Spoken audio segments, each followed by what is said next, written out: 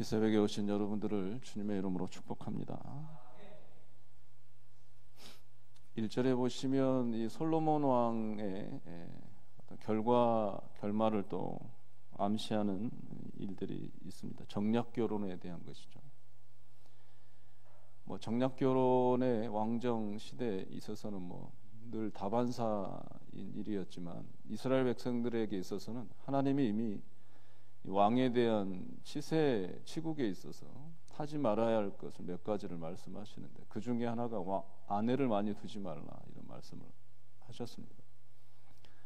근데 솔로몬이 어린 나이에 왕이 되어서 그런지 모르겠지만 정략 결혼을 굉장히 많이 하게 되죠. 그래서 성경을 보면 어찌됐든 아내라고 표현 단순하게 하자면 솔로몬의 아내는 1000명이었습니다. 1000명. 정략 결혼을 얼마나 많이 했는지, 또 정략 결혼을 통해서 이 왕국의 평화를 또 안정을 유지하려고 하는 어린 솔로몬의 왕의 또 발버둥 치는 모습을 어찌됐든 긍정적으로 보자면 그렇습니다만 성경적으로는 하나님의 말씀에 반하는 내용이라 하겠습니다. 어찌됐든 치세 초기에 오늘 본문은 솔로몬에게 상징되는 우리들에게도 기억에 남는 1000번제에 대한 얘기가 기록이 되어 있습니다.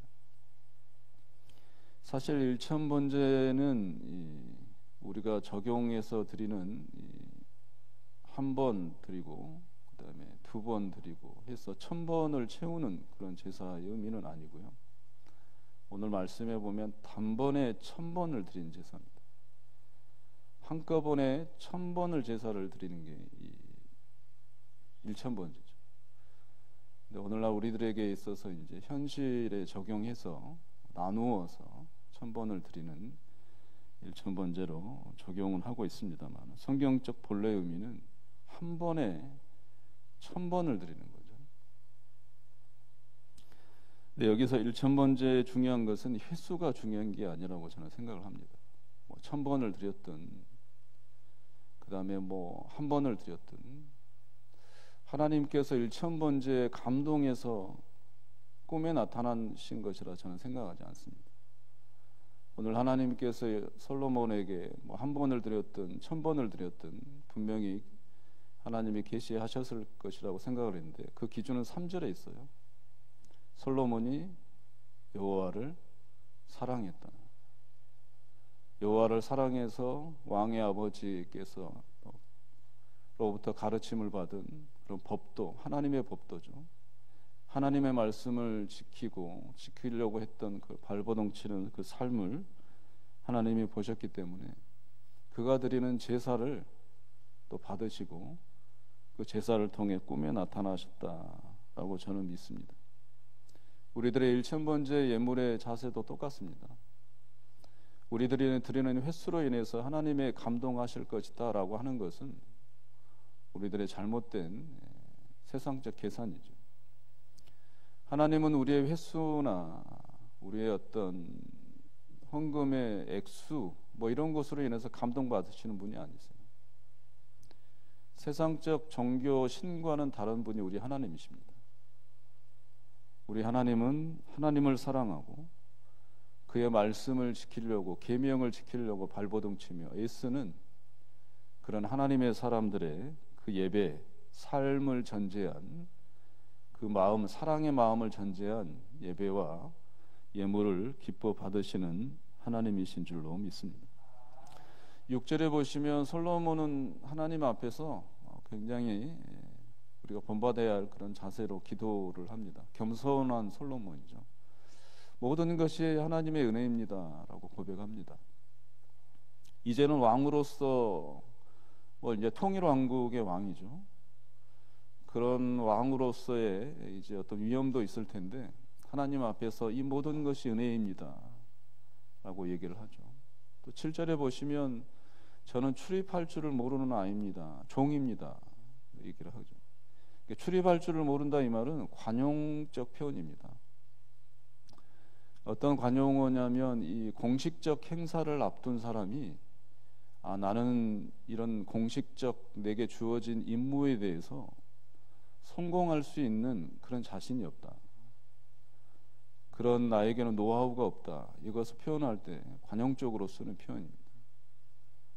종이면서 작은 아이면서 이 공식적 업무, 임무를 성공적으로 수행할 수 있는 그런 자질이 안 된, 아직 실력을 못 갖춘 사람이다라고 표현할 때 출입할 줄 모른다, 이렇게 얘기를 하는 거죠. 솔로몬 왕은 어렸으면서도 또 왕위가 됐으면서도 이런 저는 자질이 없습니다, 실력을 갖추지 못했습니다라고 하나님 앞에 얘기를 하는 거죠. 우리의 기도에 그런 기본적 그러나 중요한 자세인 것 같습니다. 중요한 것은 9절이라고 생각이 되는데요. 솔로몬이 하나님께서 꿈에 나타나시죠. 또 여기서 나타나다 이 말을 또 오해하시면 안 되는데, 하나님께서 형태를 가지고 나타나셨다는 뜻은 아닙니다. 하나님께서 말씀하셨다라는 뜻이죠. 어찌됐든 9절에 보면 이 듣는 마음을 구하잖아요. 우리 성경은 지금 개역 개정 성경인데 그 이전 성경 개역 성경입니다. 개역 성경에는 이 듣는 마음을 지혜의 마음이라고 표현합니다. 지혜라는 단어를 써요. 원어에 보면 이 지혜라는 마음이 없습니다. 지혜라는 단어가 없어요. 개역 개정 오늘 성경은 원어에 가깝게 잘 썼다고 번역했다고 생각이 되는데 약간 또 부족하죠. 이 듣다라는 말은 이 원어에 직역하자면 듣는 심장입니다. 듣는 심장. 이 들음에 대한 어떤 강조적인 그런 단어의 뜻이죠. 또 듣는 심장의 뜻도 있지만 이 뜻은 복종하다라는 뜻도 있습니다. 하나님 제게 듣는 심장을 주십시오. 이게 직설적으로 고백을 했던 거고, 하나님 저에게 복종하는 마음을 주십시오라고 솔로몬은 하나님께 구했던 거죠. 이것을 잘 또 본 이 루터, 종교개혁자 루터는 이 글을, 이 본문을 순종하는 마음을 주십시오라고 번역했습니다. 이 솔로몬은 하나님 앞에 듣는 마음을 구하면서 이 듣는 심장을 주십시오, 하나님 제게 복종하는 마음을 주십시오, 순종하는 마음을 주십시오라는 말에 하나님께 기도했다는 겁니다. 그렇다면 뭐 잘 아시겠죠. 무엇을 듣는지, 무엇에 대해 복종하는지, 무엇에 대해 순종하는지에 대한 솔로몬의 그 목적어를 우리가 명확하게 알 수가 있습니다. 백성들의 소리를 듣는 게 아니에요.